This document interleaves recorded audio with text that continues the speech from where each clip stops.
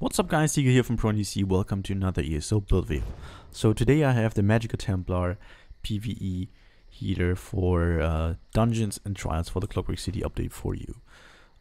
I used to heal main in my trials guild on PS4 and I healed a little bit in Homestead but then didn't heal for the last two patches. Now I started healing again in Clockwork City because we're missing a healer in my trials group.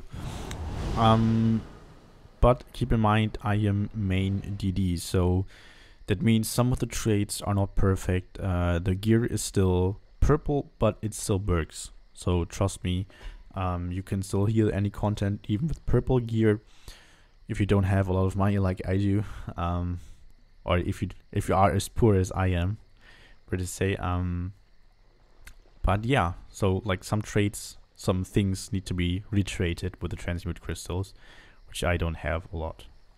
Anyway, let's get started. Let's look at the stats. So I'm a high elf, so I get 10% more max magicka. I have 9% more magicka recovery using the Atronach Stone for more magicka recovery and the Clockwork Citrus Fillet. So this one is a little bit stronger than Witch Mother's Potent Brew. You can see here. So like we get 3.2k max magicka and 3.5k health. And the Citrus Fillet gives us 3.7k health and 3.45k max magicka. So we get quite a bit more max magicka. It's just like a few hundred, but we get better stats. So this is the food that you want to use. However, this is expensive. You need perfect row. You need perfect row, and I forgot the other ingredients. And you get that recipe from the Clockwork City DLC quest line. So this one's very expensive. If you buy it at the vendors, you pay like around like 4 to 4.6k per piece. So that's really a lot, and this one is just cheaper. So if you don't have a lot of money, use Witch Mothers. Your health will be lower, but your max magic, your whole health and magic will be lower, but you will get the same recovery. So you just might have to put a few points more into health to get to 17k health. However, I also have purple gear, like I said. There's some infused pieces with tri-set enchantments, prismatic enchantments, that would give me more stats if I had infused on all the pieces, like I have divines here on the two. And if they're gold, I get 20% off infused. So I could compensate that. For the race, I personally recommend an Argonian. Argonian is the best race as a healer for me if you only strictly heal, because you do more healing, you receive more healing, you have 3% more magicka, 9% more HP. So you'd have more HP anyway on the Argonian. And the potion passive is just so incredibly OP. You get magicka, health, and stamina whenever you drink any potion. And that's really, really helpful, especially like in VHOF for the Assembly General. If you are in the terminal phase and you need to block the conduit strikes and you don't have a lot of stamina and one of the blades and the bombard is coming at you and you block at the same time, you use up a lot of stamina. That's kind of an issue. So Argonian is really great for me, the best race as a healer. However, I also want to play this character as a DD, and I don't want to have multiple characters to always have to switch between them, or like get another character slot because all my slots are filled. And so I just got my high elf because high elf is also very, very good for being a DD. You could also run a Breton, and like the difference is not that big between the races. So you could run a Breton, you could run a high elf, and you could also run an Argonian. It's just like personal preference. Anyway, for gear, there's one set that we built our setup like around, and that is Spellpower gear. You get that from White Coat Tower. White Coat Tower doesn't matter if it's normal or vet. Gives you 2 times magicka spell damage and increases the spell and weapon damage of friendly targets by 250 for 10 seconds if they're already at 100% health with a 50% chance. So that's really nice. I also advise you to get some jewelry pieces. Spell perk here, necklace and rings. You can see here. That might become useful at some points, depending on like, maybe you get like a lot of armor from the mending set or from another set, and then you can also like just run spell perk your jewelry pieces. It's up to you, but you cannot get them in gold, and if you run them on the body, you can get them in gold. So it's up to you to decide what you want to do. So this is the set that you should always use, like infuse on the big pieces, what like I have here. I will retrade them once I have enough transmute crystals and transmuted all my my DD gear. And there's one of 4 other sets that you should combine that with. So we open the item browser. One of the sets is the Infallible Mage. This one you can get in all Crackdown trials, as you can see. So we use this set in only 2 of the fights. Lightning Storm Atro and the Foundation Stone Atro in Aetherian Archive. These 2 Atros cannot be affected by concussion, so you cannot get minor vulnerability on the target. However, with the Infallible Mage set, you can. You need to do one tick of the heavy attack of your Restoration Staff or Lightning Staff, and you will deal minor vulnerability for 10 seconds, which is great. You can keep that up on the boss basically all the time. This is just great. So, yeah. Only for these 2 fights we need that set. Then, Healing Mage, the Mending set. You can get that in Aetherian Archive only. Gives you Magicka recovery, max Magicka, healing done, and reduces the weapon damage of enemies within 10 meters range whenever you use an AoE heal by 425. This is a set that I run most times. So like one of our healers in trials runs Mending, the other one runs Warm Cult. But you have to be close to the enemy for this set. What also a lot of people don't get is that in PvE, NPCs don't have spell damage. They only have weapon damage. Even if they do magic attacks, their attacks scale off of weapon damage. So by reducing their weapon damage, you reduce the damage that they do to you and your group by quite a bit. That's also why we run a weakening enchantment in some occasions. But this is one of the sets that it's also combined with. The other set is, like I said, Worm's Raiment, or the Worm Cult set. You get this from Wall of Madness, as you can see. Gives you spell damage, Magicka, magic recovery, and reduces the magic costs of abilities by 4% for your group.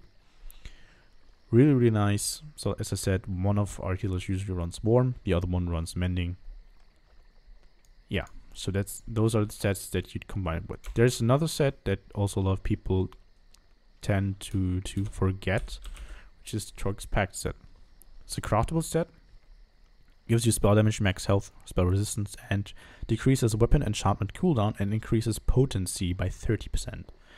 So why would you use that? So some of our tanks run Torque's Pact. The thing with Torque's Pact is that it increases, or like it makes the infused trait even stronger. Usually our tanks run infused, or is it infused? Here you can see with a Crusher enchantment. So an infused gold weapon with a Crusher enchantment will reduce a target's physical and spell resistance for 5 seconds by around like 2.1 or 2.2k. With Torque's Pact, it's a whopping 2.74k. That's a lot of spell penetration. And with Torque's Pact, you can keep that up basically all the time. Like usually you have like, if it's a bad fight, we have an 85% uptime on this glyph. However, some healers also run the Crushing enchantment. For example, I have the Weakening enchantment here. Usually our tanks run Crushing on the front bar, Weakening on the back bar.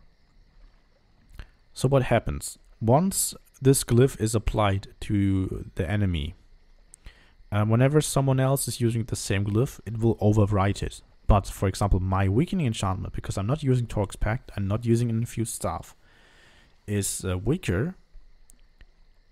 It will have a weaker effect too. So like when I have an infused staff and I use the Crusher enchantment, I only reduce the target's resistance by 2.1k, and when the tank reapplies the glyph, it goes up to 2.74k. But we want to keep that 2.74k up all the time. So either you don't run the Crusher and Weakening enchantments, or you also run Torque's Pact. Depending on the situation, like Torque's Pact can be useful. It is an option. You might want to run this in dungeons, maybe, like, because it's a craftable set, it's easy to get, and maybe Spellpower Cure Jewelry is easier to get for you too. And it's up to you. So have to try to figure it out yourself, or talk to your tanks and ask them what enchantments they run, what sets they run, and then you can try to figure out what enchantments you have to run yourself. But basically those are the sets that you want to use. Now for the weapons itself, I used the Master Restoration Staff. You can get that from the Dragonstar Arena. Initial heal of Grand Healing. It's this skill here. Restores stamina. You can see for some reason like the effect's not showing right now.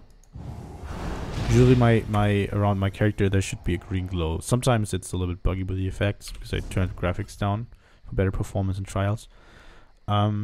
This one here restores stamina.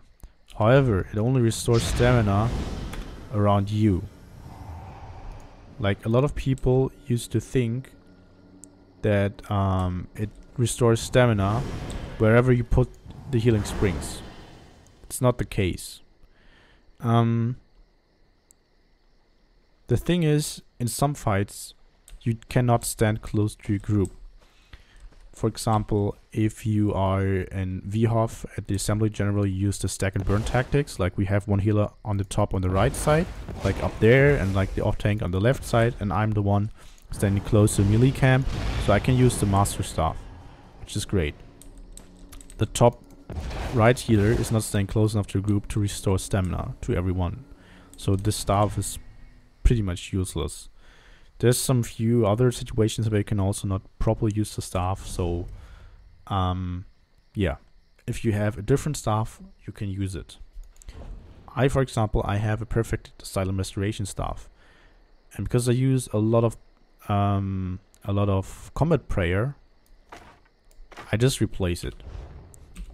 On top of that, I have a weapon damage and spell damage enchantment increase here, so I can increase my own spell damage.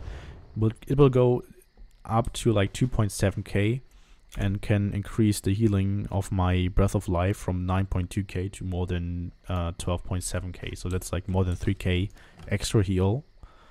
That's really, really good. So this staff here reduces the cost of abilities by 30% for 3 seconds. You can see like my combat prayer sits at 1.8k. Usually it's 2.9k. It's more than 1k here. And also Breath of Life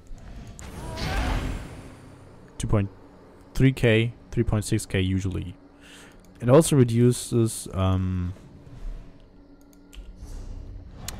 the energy orbs cost, as you can see. 3.6, 2.3. So you save a lot of Magicka per cast if you use Combat Prayer a lot. I use Combat Prayer quite a bit. It's not that useful to like spam Combat Prayer like a madman, because you need some heal over time. Like, you need some healing springs at some points, you need some orbs at some points, because the healing over time will proc more spell power cure. So it's really important that you get a good uptime on that spell power cure. So you cannot just stand there and spam Combat Prayer like a madman. You also need to make sure to put down some springs. But at some point it will be at least a little bit more effective than the Master Restoration Staff. For example, I use this staff in the Neo trial. I think it's very nice there, because I can just like use Combat Prayer and use Breath of Life with the reduced cost, because the people are spread quite a bit. I cannot just like go around and spam springs, strafing left and right all the time. It's just not that useful. As for enchantments, as I told you, you could use Weakening, like I have here. You can use Crusher, you can use the weapon damage enchantment. On the front bar I always have the shock enchantment. Some always run Weakening on the back bar. Like I said, if your tanks run Torque's Pact, it will just override it. So I don't really see the point in running it in my group. It might be good for your group. It depends. Like if the tank is running Eben and Alkosh, you can use the Weakening enchantment, because most usually they will you will have the same value if you use Infused on your destruction staff. I have a charge staff here with a shock damage enchantment to apply more concussion and off balance and minor vulnerability during the fight. It's really, really helpful, especially with the charge trait. I have a Master Architect Lightning Staff. I think I forgot that set, I'm sorry. I have a Master Architect Lightning Staff because in some fights, for example, third boss in VHOF, third boss in VHOF, we need a lot of burst. So whenever I use my Warhorn, I use it like 2 times in the fight. I put Major Slayer on 2 of our DDs to increase the damage done. 10-second duration. The boss is down for also like 12 seconds or so, if I remember correctly. Or maybe it's 15, I'm not entirely sure anymore. But you can increase the damage done for these short burst phase by quite a bit, which is nice. I also use it sometimes in dungeons if the group doesn't like. Mostly you don't need mending or you don't need warm cold if you have a lot of stem DDs, so I just run Master Architect to boost the damage a little bit more. You only need Master Architect on the front bar, however. That's why I use Master Architect Lightning Staff, because like when I go to my to this bar, you can see I only have 4 pieces active. So I run 3 jewelry pieces and 1 body piece. And then, because it's lacking red recovery, I get Magicka recovery from Shadowrend. You could also run 1 piece Chokethorn to boost the recovery stat bonus, but it's up to you. On my jewelry pieces, I always run 2 Magicka recovery and 1 cost reduction. I have the easiest way of sustaining that way, and if I run an infused trade here to boost my spell damage, then I don't need that high of spell damage, as you can see. Those are pretty much the setups that I run. Now for the weapon trade. So what do you want to run? This one is like back from 3 patches ago. I used to use defending also quite a bit back then on PS4. It wasn't that bad when it was still 5.2k resistance.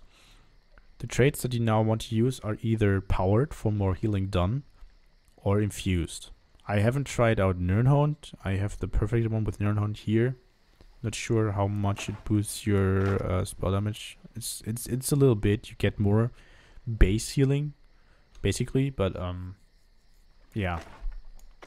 I'd go with either powered or infused, depending on what weapon enchantments you run. Do you always need to run a lightning staff on the front bar? Well, in a trial you don't. What we do sometimes is like one of the healers is running a lightning staff to have the extra blockade, and another one is using another restoration staff. And then we swap out the drain, because only one of the healers needs drain. Just like talk to your healer partner and ask him like what skills are you running. And then what you can also do is slot quick siphon for minor lifesteal, and run the orbs here, so you can also always put the light armor shield here. Like this is what I recommend for example in VHOF for the top right healer, what he like the bar set that he should run, and then combine that with the warm cold set and you're good to go. So yeah, that's pretty much it for gear, for traits, for skills. Like I said, you can either run like 2 restoration staves or just run destruction stuff. Like in dungeons, I always keep drain, of course. Usually I don't need a shield, and in dungeons I just run energy orb here. So I have breath of life as a burst heal. I have my energy orbs here to get to help with the sustain. Keep in mind, energy orbs and shards share the sustain, so you don't need both, but you can throw shards faster than letting orbs travel. Yeah, like if your tank is like tanking the boss somewhere there, and you have to focus something else for example like a totem or so in the Mazatoon, you can just like throw a shard over there and keep throwing bubbles to your DDs. This is basically like this the bar setup that I run in dungeons. And then we have healing springs. AoE heal, shouldn't have to explain that. Comet prayer, also a nice burst heal, hits up to 6 targets, same as healing springs, and applies minor berserk, 8% more damage done. Real important that you keep that up. In trials, because it only hits 6 people, if the group is completely stacked, what I do is cast it twice to try to hit everyone, or cast it one time here, one time there, depending if the group is a little bit spread out. And I always make sure that I cast healing springs first, and then cast Comet Prayer, and then try to cast some more healing springs to keep the spell cure uptime high enough. What's also important, if you take a lot of damage, only cast it once and then concentrate on healing again. Also really important, if you put down your blockade, that you don't put it down when your heal over time effects run out. So I try to like put this one down and put down springs again from the prayer.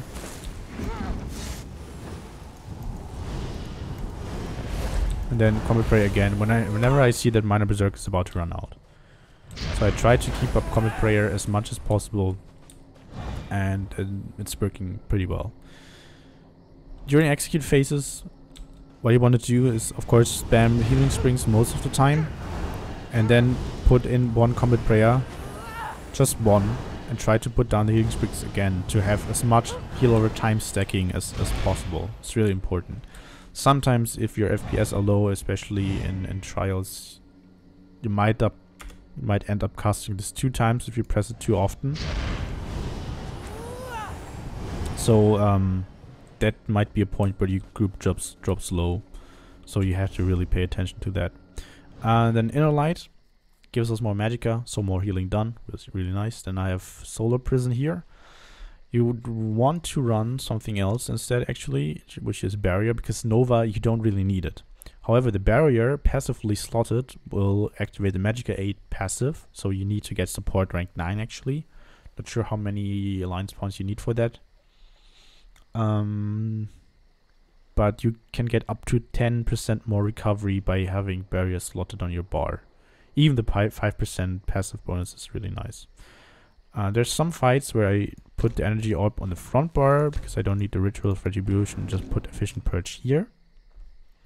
For example, in VMOL I need Efficient Purge quite a bit on trash fights and second boss, and in VHOF for the first boss for purging the poison, and for the fourth boss for purging the fire dot. So I switched that in if I needed. And as I said, Blockade of Storms to set enemies off balance if they're concussed. Channel Focus, we always keep that to boost the recovery, basically because we get Magicka every 0.5 seconds, and to boost the resistances.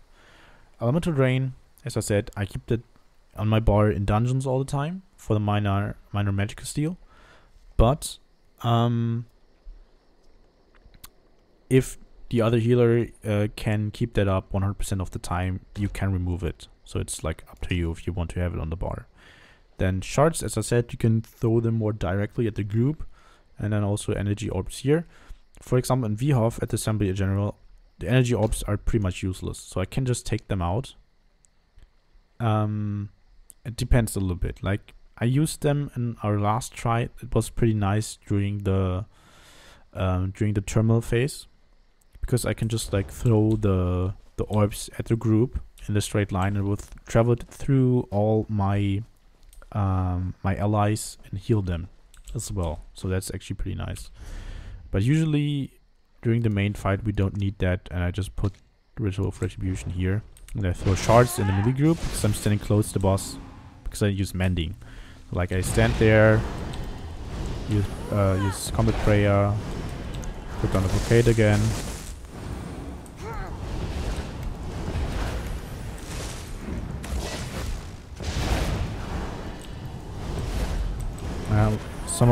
Something like this. Usually, that's usually what I do during the assembly general, to keep up the dots all the time. So yeah, that's pretty much it for the regular skills here. Aggressive Warhorn is the ultimate that I use. I tried to learn to keep it on the front bar, or on the back bar actually, on my lightning staff, because of Master Architect, so I don't have to swap ultimates all the time. And yeah, I have the aggressive Warhorn here. If you're struggling with switching bars to activate your Warhorn and accidentally activate your Solar Prison or your barrier sometimes, you can just put the Warhorn on this bar. But I'm used to this now, so it's okay. Chapman Points. So let's start with the green tree. I have 28 in the Warlord because I need to break free quite a bit, especially in Vierhof. 4 into Sprinter. You actually need 5. Because we sprint quite a bit too, especially in Vierhof, because the trial is really big. And there's a lot of distance between ad groups and bosses. Then we have 75 into Arcanist, really important. Keep them. You don't really need the 75 into Tenacity, to be honest. I don't do a lot of heavy attacks. So you could actually like put some more into Warlord, some more into Sprinter, and what's more important, put some more into Shadow Ward. Shadow Ward is genius. I really love this one. I don't dodge roll, because like if I need to avoid damage, I try to shield if I have a shield, or try to put down healings and block. Because if others need to dodge roll, I have to heal them. I cannot dodge roll myself. I could also like I don't want to like dodge roll cancel my healings here. So I have a lot of into Shadow Ward because I need to block a lot in trials. Then I have 66 Ironclad, 12 into Spell Shield, 43 Hardy, 43 Elemental Defender, 66 into Thick Skinned. You can get this up to 25%. That's why we put a little bit more focus on Thick Skinned and Ironclad here. I think Vana is playing like that too, and it's working for me just perfectly, so I keep that. On the blue tree, here you also have some options. You could go for 100 here, 100 here to maximize healing, but you can only get like 1% more healing done here and 3% more crit heals here. With a 42% crit chance or 41.9% crit chance, you don't crit that much, to be honest. So I don't see the point in really spending 25 more points here and 34 more points here to just increase the healing by a tiny bit. And I also run a lot of dungeons, so I try to increase my damage done by increasing Elemental Expert, Spell Erosion, and Thaumaturge. But it's up to you. So that's pretty much it for Chapman Points, gear, skills and stuff. One thing that's really important. If you have a setup that's working for you, keep that setup. Don't let my build video or anyone's build try to influence your own playstyle of healing if it's working for you. If you're struggling with things, try to get some information and some advice from others. But if it's working for you and you're doing great with your group, keep your setup. Like try, or maybe like take this build and adjust it to your own playstyle. If you want to run powered staves on both bars, do it. It's completely fine. If you want to run double infuse, do it. It's completely fine. If you don't want to run Light, or want to run other skills, or want to put Breath of Life on the other bar and you're fine with it, it's okay. Just do it. It's totally up to you. Because like for healing, the important things are to keep the buff up times high and debuff the opponent a little bit and heal your group. Those are the important things. And if it's working for you and your group, just keep doing it. I just wanted to show you basically how I play the healer. Anyway guys, that's it for today. I hope you liked the video. If you don't want to miss any more ESO content, make sure to subscribe. If you liked the video, make sure to hit that thumbs up button. And if you don't want to miss any more ESO content, yeah, subscribe. I already said that. Silly me. I hope you tune in next time as well. So until then, bye bye.